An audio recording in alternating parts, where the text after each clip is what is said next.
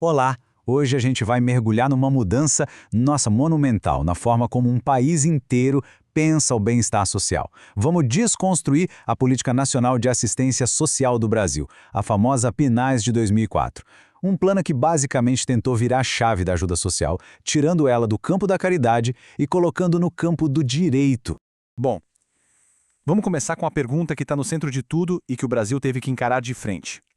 Assistência social é um favor? Sabe, algo que se concede por boa vontade? Ou é um direito garantido? Uma responsabilidade que o Estado tem com as pessoas? Essa questão, ela não é só filosófica, não. Ela define todo o resto. E essa pergunta tem um rosto, na verdade, milhões de rostos. Ela está no coração de uma transformação política que redefine a dignidade e o futuro de muita gente por todo o país. É sobre como uma sociedade decide, de fato, cuidar dos seus. Para a gente entender o tamanho da mudança, primeiro a gente precisa dar uma olhada em como era o cenário antes. Como é que funcionava a assistência social no Brasil antes dessa virada de chave? O sistema antigo, ele não tinha uma espinha dorsal, sabe? Era tudo meio fragmentado, inconsistente. As ações eram pontuais, espalhadas, sem uma lógica que unisse o país. Isso significava que a ajuda que alguém recebia podia depender muito mais do lugar onde morava do que da necessidade real. Então, o X da questão era este. O modelo antigo era marcado por isso aí. As ações eram vistas como caridade, não como um dever do Estado. O assistencialismo, que foca só em apagar o incêndio do momento, sem olhar a causa. E o pior, muitas vezes isso virava clientelismo, né? Uma moeda de troca para favores políticos. E o mais angustiante, não existia garantia nenhuma de que a ajuda que chegava hoje estaria lá amanhã. Só que aí as coisas começaram a mudar. Uma transformação gigante, tanto de ideias quanto nas leis, começou a ganhar corpo, preparando o terreno para um sistema totalmente novo. Vamos ver essa linha do tempo. O marco zero, o Big Bang de tudo, foi a Constituição de 88. Foi ela que pela primeira vez colocou a assistência social no mesmo patamar da saúde e da previdência, como parte da Seguridade Social. Aí, 5 anos depois, em 93, vem a Lei Orgânica da Assistência Social, a LOAS, para detalhar essa visão. Mas o empurrão final mesmo vem em 2003, quando uma conferência nacional bateu o pé e pediu um sistema único, para finalmente tirar a lei do papel e trazer para a vida real.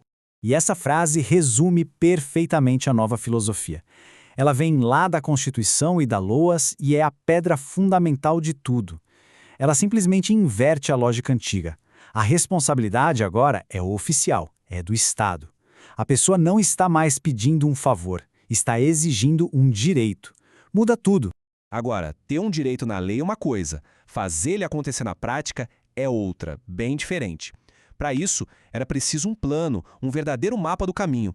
E aqui está ele, a Política Nacional de Assistência Social de 2004, a PNAS. Esse documento é o roteiro. É o plano mestre que detalha, tintim por tintim, como o Brasil ia construir um sistema nacional para garantir esse novo direito para todo mundo. O que é muito interessante aqui são os princípios que guiaram tudo. A PNAS não era só sobre o que oferecer, mas sobre como oferecer. Universalidade, para que todos que precisassem tivessem acesso. Respeito à dignidade, para reforçar que aquilo era um direito. E 2 pontos cruciais: gestão descentralizada e participação democrática, ou seja, a ideia era construir o sistema de baixo para cima, envolvendo todo mundo. Um bom plano precisa de um motor para sair do lugar, né? E qual foi o mecanismo criado para fazer a PNAS funcionar num país do tamanho do Brasil? A resposta tem nome e sobrenome: SUAS, o Sistema Único de Assistência Social. Pensa assim, se a PNAS é a planta da casa, o SUAS é a construção. É a estrutura que conecta o país inteiro, padronizando os serviços e garantindo que a política chegue lá na ponta, para quem precisa. Para entender o SUAS de um jeito bem simples, essa analogia é perfeita. Pensa no SUS, o Sistema de Saúde Pública do Brasil. O SUAS segue uma lógica parecida, uma rede nacional, pública, unificada. Só que o foco não é a saúde do corpo, e sim a proteção e o bem-estar social. E como é que o sistema funciona na prática? Bom, ele se divide em 2 níveis. A proteção social básica é a prevenção. Ela atua antes do problema estourar, para fortalecer os laços da família e da comunidade. Já a proteção social especial é para quando a coisa já ficou feia, quando os direitos já foram violados. Aí entram serviços mais especializados para ajudar a reconstruir o que foi quebrado. A gestão disso tudo é um trabalho de equipe, uma dança coordenada entre os 3 níveis de governo. O governo federal, lá em cima, define as regras do jogo e ajuda com o financiamento. Os estados fazem a ponte, articulando as ações na sua região. Mas a ação de verdade, o contato direto com as pessoas, acontece nos municípios. São eles que estão lá na ponta entregando os serviços. É uma responsabilidade compartilhada de verdade. Certo. E qual foi o resultado dessa reestruturação toda? Vamos dar uma olhada no impacto que se esperava e também nos desafios gigantescos de colocar uma política tão ambiciosa de pé.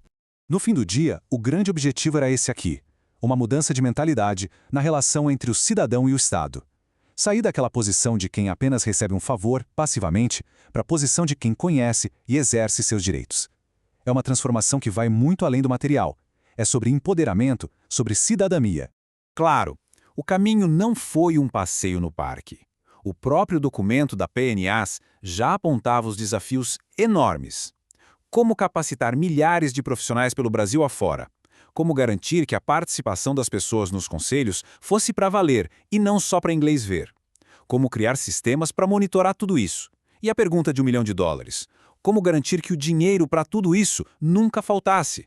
No fim das contas, a PNAS e o SUAS representam muito mais que uma política de assistência. Eles fazem parte de uma nova agenda para a cidadania no Brasil. É um esforço contínuo para construir uma sociedade onde a proteção social não seja um acaso, mas parte da estrutura do país.